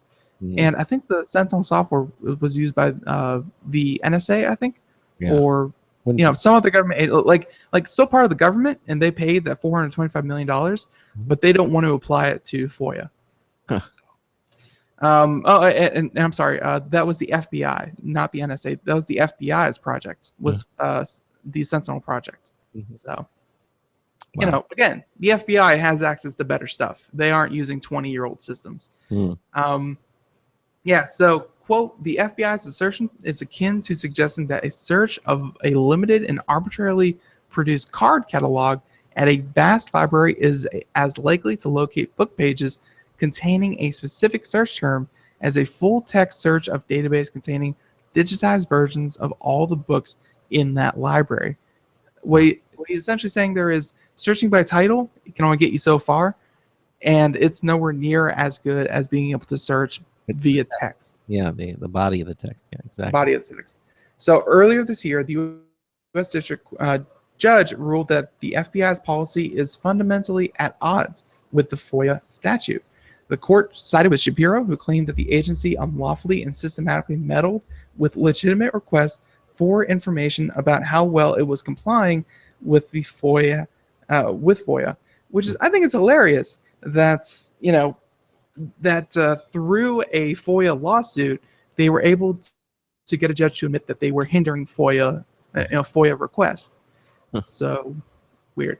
So this time, the MIT PhD student built his case by asking for records of his own request, which hit the same obstacles as his previous attempt. So he requested something that he knew everything about, because obviously they were his requests and he knew what he asked for, when he asked for it, all that kind of stuff. And he was unable to even find his own request, even though he had everything possible, at his disposal to find his own request. Wow. That is a messed up system when you know everything there is possibly to know about what you're looking for and you still can't find it. So, of course, the FBI and the DOJ have declined to comment. Of course. But 21 years, not what you want when something as serious as the Freedom of Information Act is concerned. It's I think a lot of people in this country are very lawsuit happy. I think they'll sue anyone who has power above them. They'll quickly sue them, but to purposely neglect your database like this is almost criminal in itself. So I could see this lawsuit going places. Yeah, no, I could too. Wow, there are so many good stories here today. I don't know where to start with this. But I guess I'll just reach into this one. I wish there was some kind of online virtual, hat system where you could just throw in 30 links and shake the hat, and out pops the next link you're going to do. Now, but there aren't. No, there aren't. So we just have to do it this way. But now have you you have not experienced the New York subway trans? I have. You have, okay. I was 11, and it was gross. Yeah, it's gross. Basically, that's most people's view of the subway system. But evidently, New York City is going to upgrade. Not upgrade. They're going to build new subway cars. And I'm looking at some of these pictures here. If you're watching the the live video stream, Ben's going to actually show some of them. But basically, Yeah. this So is which publication? Engadget. New Gadget. York City's next subway cars have Wi-Fi and USB ports built into them, and also they're going to have digital displays. And look at that subway car interior design; it looks beautiful. It looks gorgeous before someone pees on it. Yeah, exactly. Well, the benches are suspended in air, so it's going to be kind of hard to. It'll be easy to clean, but evidently they're gearing up. New York City's gearing up for a major overhaul meant to bring a modernized look and feel to lighting, wayfinding, and subway cars by the year 2020. Wow! Now, at a press conference on yesterday, the governor announced the Metropolitan Transportation Authority's $27 billion five-year plan to add 1,025 new subway cars, more informative digital screens, better security features, and most importantly for anyone who needs to get some work done underground, Wi-Fi and USB charging ports in the cars and the stations. Yay! Wow. You know, right now it's tough to get a cell signal down there, but people Well, yeah, because they're underground. It's not exactly the easiest place to get a signal. No, and they're putting repeaters and stuff down there to make it better, but still, this is, you know, the governor said people want to work and they want their devices to work 24 hours a day. You know, they says they don't want to have to look up. There has to be Wi-Fi and there needs to be charging ports.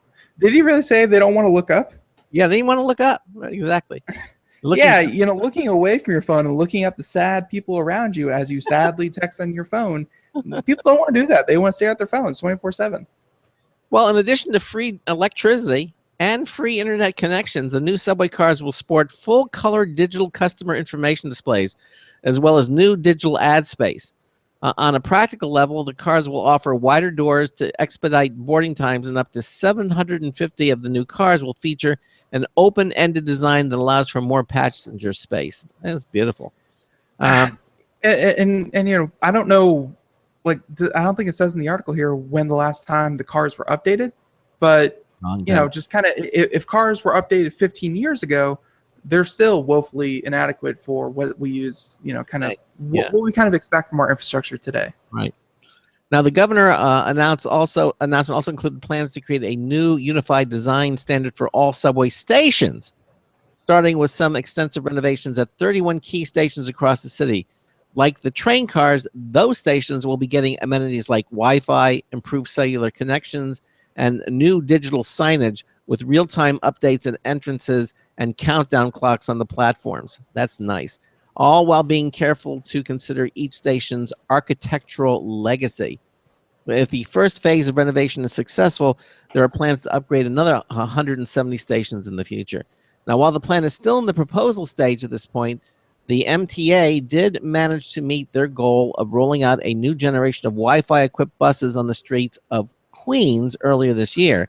And if the city's Link NYC smart kiosk plan stays on track, there will be a total of 4,550 public Wi-Fi hotspots above ground by the year 2020 as well. So right, the kiosks were replacing the phone booths. You know, they were ripping them up and putting these in. Yeah, because no one's using them anymore. Well, yeah. Why would you use a phone booth when you have one in your pocket? Right, exactly. I mean, so they were ripping out the phone booths and they were putting in these giant kiosks that you know, that were boosting out a really, really strong Wi-Fi connection. Mm-hmm. And you know, they weren't just putting them in, you know, of course they were mainly focusing on places of business, but they were of course putting them, you know, all over the city. So even people's residents, they were getting, you know, if you were lucky enough to have a place close enough to one of these Wi-Fi hotspots, you were getting free internet. It's of course there's ad revenue generated by it, but no, there is. But you know, when was the last time you saw a phone booth? I mean, they're becoming more and more scarce because people, even in New York City, the last time that I was in New York City, I still saw phone booths, but they're becoming archaic. No one uses them. So instead of tearing them up, why not make them, you know, as they're doing them, replace them with, like, I know in a few places in London, the red phone booths, they are turning them either into art installations or they're turning them into Wi-Fi hotspots. Yeah. And yeah, There's- it would make sense. Yeah, it makes sense. I mean, because quite frankly, no one uses public telephone booths anymore. They're gonna go like 8-track tapes. It's just Well, no, it's just nice to see that New York City could sit on their hands and say, oh yeah, those are things of a bygone era. We don't really use them, but we don't know what else to do with them. It's nice to see that New York City, even if you want the city to keep its charm and you feel like it loses something about losing phone booths or it loses this or that, or it loses its charm when you renovate some of the old train stations. It's nice to see that New York City wants really, really badly, at least you can see by a few of these proposals, wants really, really badly to better serve its business community and be as innovative as possible so that they can be on the cutting edge of any technology that comes out. and here to them. I think it's admirable. Whoa, we only have a half hour left. All right, well we're at the bottom of the hour. We're gonna take another break and then we'll continue on. Ben and I are doing computer and technology news brought to you by Slimmer Utilities. We're going to talk about Twitter opening up application process for verified accounts. That little check mark, you'll soon be able to submit requests to do that on your own. You can become self-verified. That story and lots more coming up. Another news test bulletin review from Marty Winston as well. Stay tuned. We'll be right back. This is Computer America. Hi, this is Craig Crossman, host of the Computer America Show. You have important meetings to schedule. Your company's getting ready for its IPO, and you're in charge of the PTA fundraiser this month. So how do you coordinate everyone to be available at the same time? Are you still using emails, phone calls, even text messages to schedule meetings with a group of people? How's that working out for you? That's so great, huh? It's a fact that every day, millions of people suffer from scheduling headaches. Well, with Doodle, scheduling meetings with a group of people is quick and easy. With Doodle, you can easily propose available times to each member.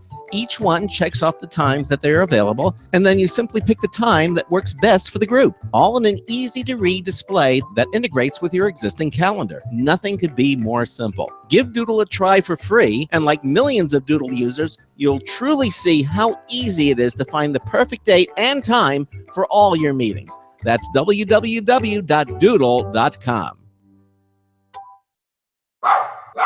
Looking for a best friend? Brother Wolf Animal Rescue has your best friend waiting just for you. The mission of Brother Wolf Animal Rescue is to help build a sustainable, no-kill community where no dogs or cats are ever killed for population control, where true euthanasia is reserved only for animals who are irremediably suffering or for animals who are truly a threat to society and with no hope of rehabilitation. Brother Wolf's staff and volunteers go door to door, neighborhood by neighborhood, to educate citizens about local resources available for at-risk pets and to help their families connect with those resources. Brother Wolf's community-based approach to no-kill helps keep family pets healthy, happy, and in their homes and out of the local shelter system in the first place. For more information or to make a tax-deductible donation to this wonderful 501c3 organization, visit their website at www.bwar.org. Help to realize Brother Wolf's vision when no animal is euthanized for lack of a home. Who's a good boy?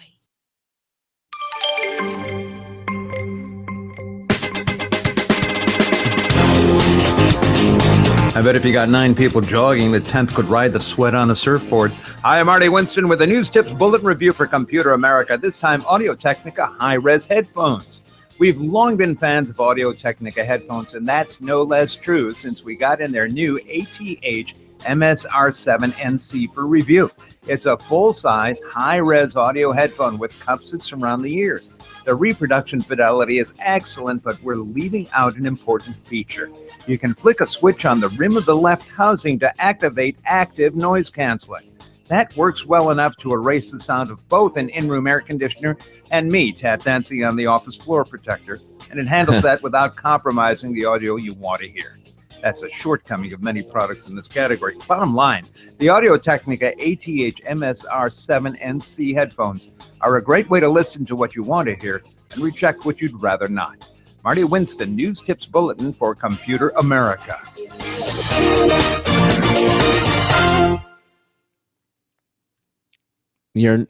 And welcome back to the Computer America Show. Happens sometimes. So, welcome back to the Computer America Show. We are doing computer and technology news all this hour. First hour, if you missed it, we had a really fun conversation with AVID, and Dr. Michelle Magallanes was here with us as we talked all about AVID and what they do for teachers out there, and empowering teachers to help students get into, and of course through, higher education. So yeah, if you missed that, please go back and check it. ComputerAmerica.com has all the archives you'll ever need. And but yeah, as I said, this hour it's all about computer and technology news.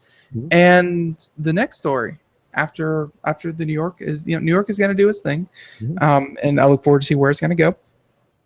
But this is popular science, and one area that technology, I wouldn't say overlooked, but one where technology is going to make a bigger and bigger difference as the years are to come is medicine. And technology and medicine go together like a doctor and a glove, I guess. I don't know. It's very, very useful. But here's one I had never even heard about before, and this is from Popular Science, Mr. Kobe McDonald. And smart stitches. Yeah.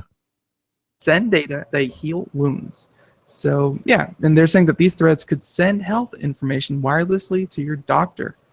I don't know how that's possible. Yeah. So yeah, so in the medical world, stitches are the epitome of low tech. You get cut, and just like a seamstress with a pair of ripped trousers, your doctor simply sews you back up. But what if they could do more? So this is the promise of something called smart sutures, invented by a team of researchers led by the engineers from Tufts University. Again, Tufts. Who knew? So yeah, starting with thread that range from basic cotton to sophisticated synthetic, the researchers embedded electronics, microfluidics, and nanoscale sensors, that all sounds complicated, to create high-tech diagnostic sutures. So the threads can collect diagnostic data, such as tissue temperature, pH, and glucose levels, and stress and strain, and even sense if an infection is coming on. Wow. I would assume the infection coming on being the temperature is rising. That's usually a sign of an infection. So what's more, these super sutures can then wirelessly send the data to a smartphone or computer, and potentially giving health professionals a real-time glimpse inside an injury. So the smart threads could be used in more than just wounds. They're saying that they could be embedded in organs, orthopedic implants, and perhaps even knitted or embroidered into smart fabrics for other applications. Wow. So again, another kind of in the lab kind of thing, but the implications are, of course, technology and medicine, again, kind of crossing paths that lead to something so low tech, something that was so basic, and you can barely think, well, how are they going to improve upon the Band-Aid? How are they going to improve upon like the pill? Improving upon sutures or stitches, they are going to get them to be another Internet of Thing. Be it just be able to talk to doctors and see is the suture still holding, or if it's tight, or if it's loose. And if it's loose, tell them to come back in, and they'll stitch it back up. Yeah, very cool. Very, very cool. It's amazing, absolutely amazing. Well, now for those of you who use Twitter, you know about verified accounts, and they've been sort of kind of hard to acquire.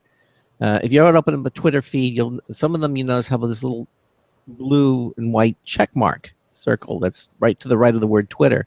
Computer America has theirs. Yeah, exactly. And this little blue check mark on certain Twitter profiles has long been an elusive identifier to obtain. It means they say that, and when I applied for it, I pressed one button, verify this is your Twitter account.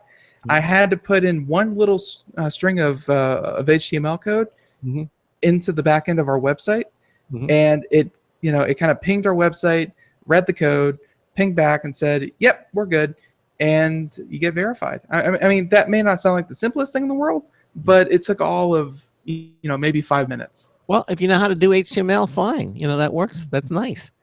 But again, according to the story from Engadget and Brittany Vincent, who wrote it, she said verified accounts are often awarded to personalities on Twitter to identify them as quote unquote being authentic. And you'll generally see them on profiles owned by musicians, television personalities, actors, and other important figures. Well, we're important, so that's why we have it. But it's not always. Wow, that head is not losing any weight. But it's not always. Hey, you're part of it. Hey, but it's not always been as simple to ensure your profile receives the badge that denotes it as authentic to audiences. Twitter is introducing a simplified application process for users to apply for verification on their own, and that starts not next week, not next month, not next year, but today now. There's a quote here. It says, "We want to make it even easier for people to find creators and influencers on Twitter, so it makes sense for us to let people apply for verification." Okay, this was Twitter's Vice President of User Services explained. An open application process makes sense, especially when even larger entities such as WikiLeaks can fall for spam requests for verification, and several personalities, aside from the 187,000 verified accounts out there, that yet have to have been verified. Now, if you want more information, you can head over to Twitter, and you can begin the process right now that you heard it on Computer America. Although I'd say, stick around for the 20 minutes before we go off the air. Though it isn't available in all areas right in this moment, but it is expected to expand globally throughout the rest of the week. So if you're looking to authenticate, verify your account, your Twitter account, you don't have to do all the HTML and stuff that Ben did. You'll be able to do it fairly simply. Okay. They have other methods of authenticating who you are and verifying who you are. And that starts today. All right, which should be pretty easy. I mean, today's day and age, they should be able to, send you an email, send you some kind of verification that only you can receive, candidly, that verifies that you are who you say you are. So, well, not only that, I think part of it maybe, if I were to hazard a guess, I would say part of this verification process is also thanks to the added abilities that today's modern browser, HTML5 browsers, have now. They're probably taking advantages of the HTML5 ability to do this. Yeah, there's probably something to do with the HTML5, but I mean, the whole reason that verified accounts exist is because, there was that string of, is this the real Burger King that I'm talking to, or is this a spoof Burger King, and that's why they're linking me bad jokes instead of telling me what their new offerings are. Like, the whole need for verified accounts came from the fact that people would make fake accounts all the time, spoofing real legitimate organizations. And it's back I guess back when this first started, the best solution was, just have someone send them an email, maybe check this and this, and verify it by person. But Twitter, even though we keep reporting how they can't exactly earn money, they keep growing. They have 1 billion users by now. You got to come up with some way to automate the process, and it's nice to hear that verifying isn't necessary for everyone. If it's just you and your friends, then who the heck cares? That's that you are really who you say you are, because you get to talk to your friends. But if you are a company or an organization, a radio broadcast, whatever you are, you really want the official symbol there to show that you are officially who you say you officially are. Yep, and we are. So right. So again, like the whole Twitter, verified thing, not necessary for everyone. Don't think that, they finally put this in, I should go do it. Not probably necessary for a lot of people out there, but no, convenient for those who do need it. All right. So the next story, the next one that we're going on to is this one is for all you tinfoil hat people out there. And I love stoking the furnace. I love poking the bear because, the U.S. federal government is at an all-time high, invading our privacy. Rabble. Where it's from Gadget, Mr. DaVinci Hardware. And the government requests for Google data have reached new highs in 2015. Obviously, because 2016 is still going on. But the company's revised transparency report makes it clear that the data requests aren't slowing down. So the governments around the world send Google 40,677 requests for data in the second half of 2015. So almost 41,000 different requests in 2015. I'm sorry, in the second half of 2015. Wow. So and that is the highest figure the search company has ever posted in its transparency report, which is a significant jump from about 35,000 it saw in the first half of last year. So it jumped about 5,000 additional requests in just the span of 6 months. Yep.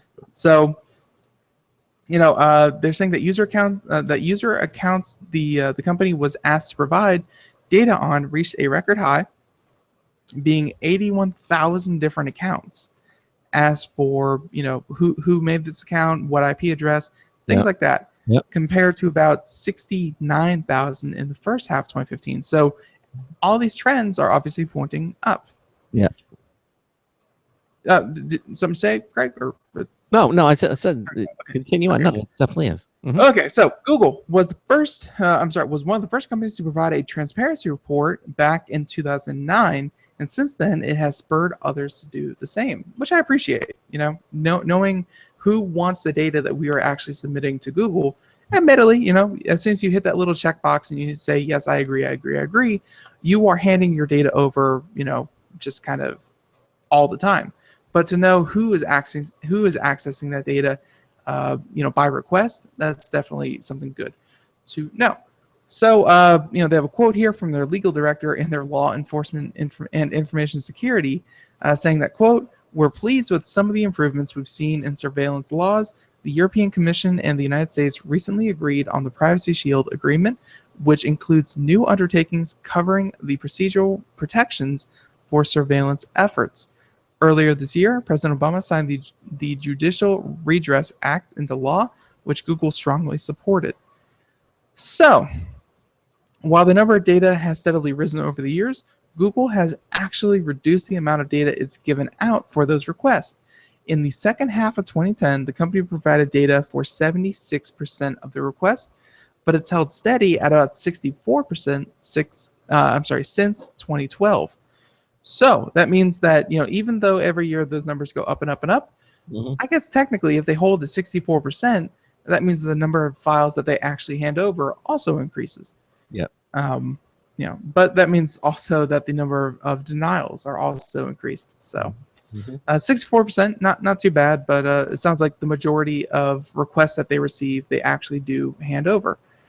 So, not surprisingly, the United States led the pack in terms of data requests at about 12,523 requests made in the second half of 2015, and Google provided data for 79% of those requests across 27,000 accounts. So Germany was second, and France came in at third, although pretty distant second and a pretty distant third. Yeah. It just goes to show that when you sign that little thing, it says yes, Google, do this, and this. You don't technically have any right to privacy when you do that.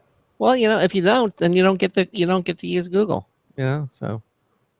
Right. But I've seen it countless times. I've even been on my personal Facebook page where my friends have done that stupid thing where it's like, you post this, you post this little message saying that I hereby do not allow Facebook to use my pictures and my data in ways that I do not approve of, blah, blah, blah, blah. There is nothing you can do. If you are using those services, there is nothing you can do to keep them from keeping your data, storing your data, cataloging your data, indexing your data, and potentially even handing over your data by request. If you use these, your data is no longer private, and don't expect any amount of privacy through these companies. We've said it for years and years and years. It bears repeating, but just goes to show that it's not just, well, what is Google going to do with it? The other side of the equation is more and more often government agencies are asking for that information. They're asking for it more often than they have in the past. So, it's not just do you trust Google, it's do you trust your government knowing what you are putting up on social media or even in your email. Yeah. Yep. That's very true. But what choice do you have? I mean, if you say no, then you can't use the service. So. Yeah, and that is your choice. Your choice is to have a measurable amount of privacy, or to use all the convenient tools that that the internet provides. Yeah. And some people do like their privacy, but actually we were just talking yesterday with Hacked Again. I'm currently drawing a blank on the author's name. Scott Schrober. Yeah, yeah, that's right, Scott Schrober. And yeah, he actually did have some information that you could keep yourself safe in this in this instance. If you say sign up for Facebook, Google, what have you, provide false information. If they ask you what your mother's maiden name was, provide false information. If they ask you what your date of birth was, provide false information. You may not be able to prevent all the data that they're asking for, but if you give them false data, then if someone requests that, if someone hacks you and finds that information, or someone somehow gets their hands on it, what real use is it for them to have false information about you? Yeah. So I guess that's one of the true measurable. The other option is to, of course, cut your internet, stop paying that bill, and just go back to writing everything down. But that's not a reasonable request anyone's going to do. So I guess the only other thing you can do is provide false information. Yeah, I guess that's it. That's what Charles Tindell. I don't know if I should be saying this on the air or not, but Charles Tindell, our security expert, he has quite a few number of different social media accounts, and they all have conflicting information about just where he was born, how old he was, and where he's at. He has to protect himself, he floods Google and social media and whatnot with many conflicting pieces of information. And when he sees that, he knows exactly where it came from too, because he keeps track of what he posted where. So he can... That too. So and that's one way to keep yourself safe. If you are worried about someone finding you on Facebook, why not make 15 different Bens instead of one Ben, and then that way which one is the real Ben and which one do we actually target? It's you hide yourself in the clutter. Yeah. Will the real Ben please stand up? Right. I'm surprised you knew that. Yeah. I didn't know you were a fan of Slim Shady. Yeah. Okay. So anyway, I guess you aren't. Yeah. We have time maybe to do one more story. So here's what I really want to do. What's the one thing about Netflix that Netflix is a streaming service, right? We all use Netflix. It's wonderful, and we've just where's the news there? BGR.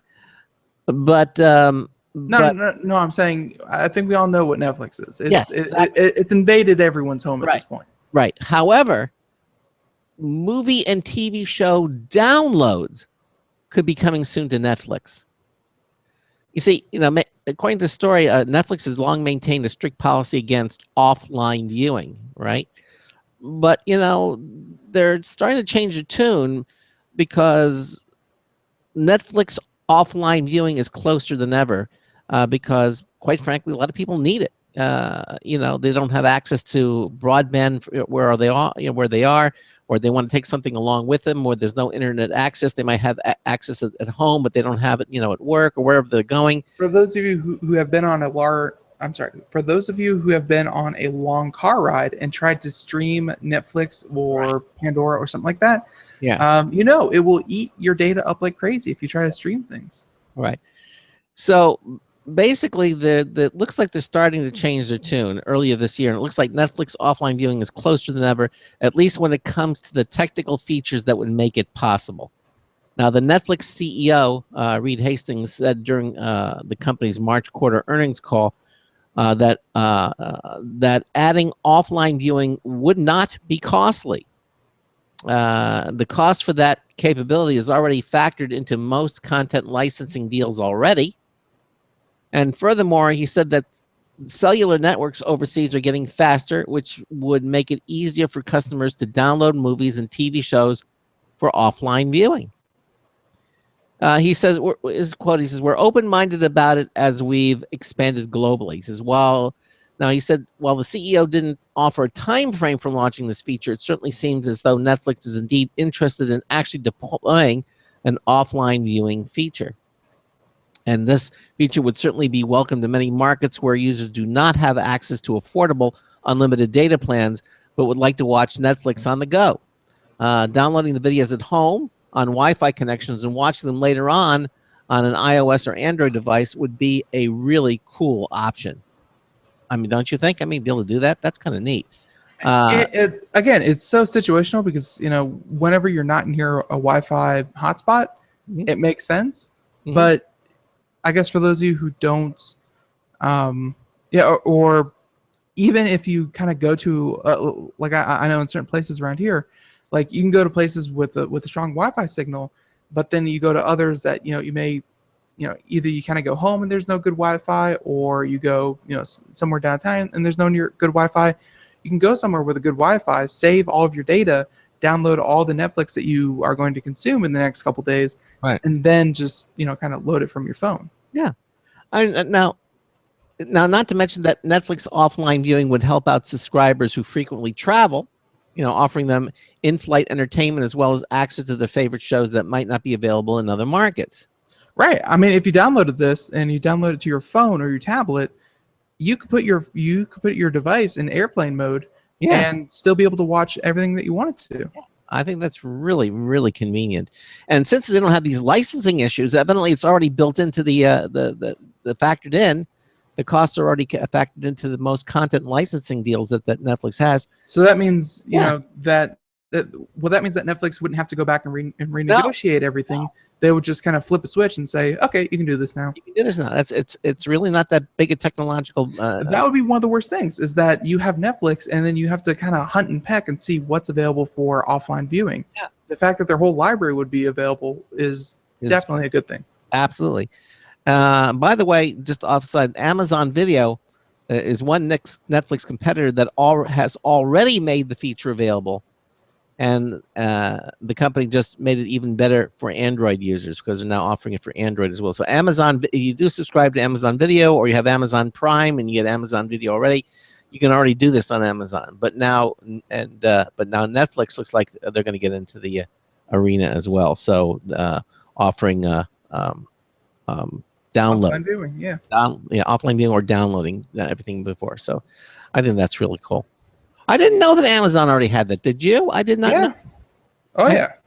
Yeah, I didn't know that. It's just, again, there's not really much on their catalog that I find, you know, suitable for offline viewing. This is true. I mean, it is kind of like I find things hard to come by worth viewing when I'm, you know, sitting down looking for something online. It's sorry, Amazon. I have Amazon Prime. I support you. I love you. Yeah. I just use you for your free 2-day shipping. I mean, that is that pays for itself. That is so convenient. Right. It's we use it here, and just the free shipping. And their music and television stuff, not too interested. Yeah, but it's there. That's the thing. It's there if you want. Added bonus. So yeah, like seriously, we have like a minute and a half here. Yeah. So many news stories we aren't going to get to. We have one about criminals who were able to plant banking malware in certain locations. Let me see if I can just kind of gloss over this. But yeah, they said that they were able to put it in an executable file inside a legitimate administrative download. So, you know, an app or some kind of system that you could, you know, download straight from your bank. They're able to slip, you know, banking malware onto there, and you'd be able to download the malware directly from the banking's own website. Maybe what we'll do is when we have more time, maybe tomorrow we'll do some of these stories. So there's a couple here I really want to do. Like, I'm always looking for new uses for drones. Here's a story about where drones wants to get rid of the world's landmines in 10 years. So they have drones that will seek out landmines. This is actually a Kickstarter campaign. A lot of great stories that we just didn't have time to get to today, but hopefully we will do so. Yeah, I mean, there's even a story here where sports and technology actually mix for once, and a cardinal scout, you know, the scouts that go out and find new players, for their baseball team, was sentenced to 46 months in prison for hacking into a rival team's scouting database and looking for some of their players. Wow. And that's 4 years, hard time. Wow. And what about a quantum computer that shows the potential to revolutionize chemistry? We got to do some of these stories tomorrow. Okay, we just don't For have. sure. All right, so that about wraps up the show for today. And again, I want to thank AVID, Dr. 90 Michelle seconds. Magallanes for being with us in the first hour. Coming up tomorrow, we have got Darius Derek Shawnee is going to be joining us. He is our graphics expert. Darius is here with us on a regular basis. I'm sure we're going to talk about the GT 1060, which just came out, the 1050 and the 1060. And also we're going to talk about AMD's and NVIDIA's lineup as graphic cards as well. He's going to talk about that. 60 seconds. And also talk about building a desktop system, the products that he would recommend putting into Machine for Graphics Works. And then, of course, in the second hour, we're going to have computer and technology news brought to you by Slimware Utilities. That wraps up the show. Thank you all so much for being here with us. We really do appreciate when you join us here. And, have a great day. And Ben and I will see you here. Same time, same place, same station. So until tomorrow afternoon, this is Craig Crossman hoping that your hard disk never becomes floppy. We'll see you tomorrow. Have a good one, everyone.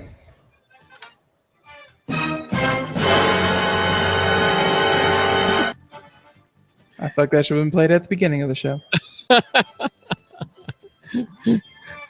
10 seconds.